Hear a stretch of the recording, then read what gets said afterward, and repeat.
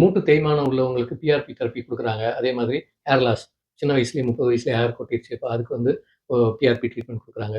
அதே மாரி ஆறாத புண்ணுக்கு பிஆர்பி ட்ரீட்மெண்ட் குடுக்குறாங்க. Platelet rich plasma. இப்ப இது எல்லாமே ஏ ஏன் வந்து எல்லா டாக்டர்ஸும் இத ரெக்கமெண்ட் பண்ணுவதில்லை? அப்படின்னு சில பேர் கேட்கறாங்க.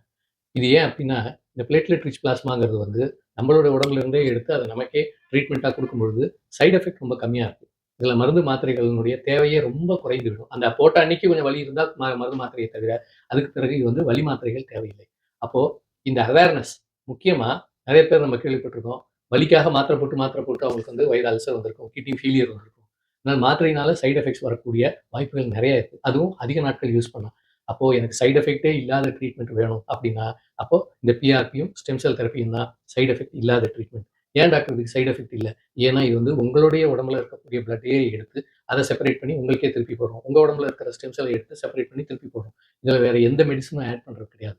அதனால இதற்கு சைட் எஃபெக்ட் கிடையாது. நம்ம உடம்புல இருந்து எடுத்த பிளட்ட நம்ம உடம்பு ஏற்றுக்கொள்ளும். ஸோ இதுல வந்து ரிஜெக்ஷன் இப்ப வேற ஒருத்தர்ட்டருந்து கிட்னி வச்சாங்க, வேற ஒருத்தர்ட்டருந்து லிவர் வச்சிருக்காங்க. அதெல்லாம் ரிஜெக்ஷன் வருவதற்கு வாய்ப்பு இருக்கு. ஆனால் இந்த பிஆர்பி, ஸ்டெம் செல் ட்ரீட்மெண்ட்ல அந்த மாரி சைட் எஃபெக்ட்ஸ் கிடையாது. அதனால தான் இது நெறைய பேஷண்ட்ஸ் வந்து இந்த ஆப்ஷன் கிடைக்கும்போது அத விரும்பி ஏற்றுக்கொள்கிறார்கள்.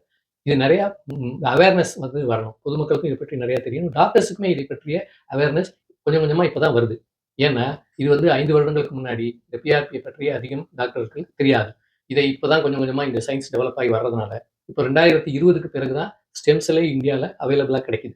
அதாவது வயல்ல கிடைக்குது. ஸோ இந்த மாதிரி எப்போதிலிருந்து இந்த சயன்ஸ் டெவலப் ஆகி வருது. அதனால இப்போ அதிகமான டாக்டர்கள் யூஸ் பண்றாங்க. தலைமுடிய பொறுத்தவரைக்கும் எல்லா டெர்மடாலஜிஸ்டும் இன்னைக்கு வந்து ஹேர் லாஸ்க்கு பிஆர்பி போடுவதற்கு தயாரா இருக்காங்க. அதே மாரி கொஞ்சம் கொஞ்சமாக ஆர்த்தோ டாக்டர்ஸ்லயும் இப்போ 50%க்கு மேல மாத்திரைகள அவாய்ட் பண்ணி, ஸ்டீராய்ட்ஸ அவாய்ட் பண்ணி, பிஆர்பியோ, ஸ்டெம் செல் தெரப்பி குடுக்கறதுக்கு ரெடியா இருக்காங்க. இதே மாரி தான் இன்ஃபெர்டிலிட்டிக்கு வரக்கூடியவர்கள். குழந்தை பேறு இல்லாமல் அது வந்து ஆண் விந்து குறைபாடு காரணத்தினாலோ, அல்லது பெண்களுக்கு இருக்கக்கூடிய யூட்ரைஸ்லயோ அல்லது ஓவரிலயோ குறைபாடு இருந்தாலும், அவற்றையும் இது மாதிரி அதிகப்படி ஹார்மோன்ஸோ, மாத்திரைகளோ குடுத்து ட்ரீட்மெண்ட் பண்ணாமல், இந்த மாரி பிஆர்பி, ஸ்டெம் செல் மூலமாக அதிக பேர் இதை சிகிச்சையை செய்வதற்கு தயாராகி இருக்கிறார்கள். இந்த அவேர்னஸ் வந்து பொதுமக்கள்ட்டயும் இம்ப்ரூவ் ஆயிருக்கு. டாக்டர்ஸ்ட்டயும் இம்ப்ரூவ் ஆயிருக்கு. ஆனால் இன்னமும் இது இன்னும் அவேர்னஸ் அதிகமானால் தான், இந்த சைட் எஃபெக்ட் இருக்கிற ட்ரீட்மெண்ட் எல்லாத்தையும் நம்ப அவாய்ட் பண்ணிடலாம். மாத்திரைகள அவாய்ட் பண்ணிடலாம். ஸ்டீராய்டு இன்ஜெக்ஷன்ஸ் அவாய்ட் பண்ணிடலாம். ஜாயிண்ட் ரீப்ளேஸ்மென்ட் அவாய்ட் பண்ணிடலாம். அது மாரி தேவையில்லாத அறுவை சிகிச்சைகளை நாம் அவாய்ட் பண்ணலாம்.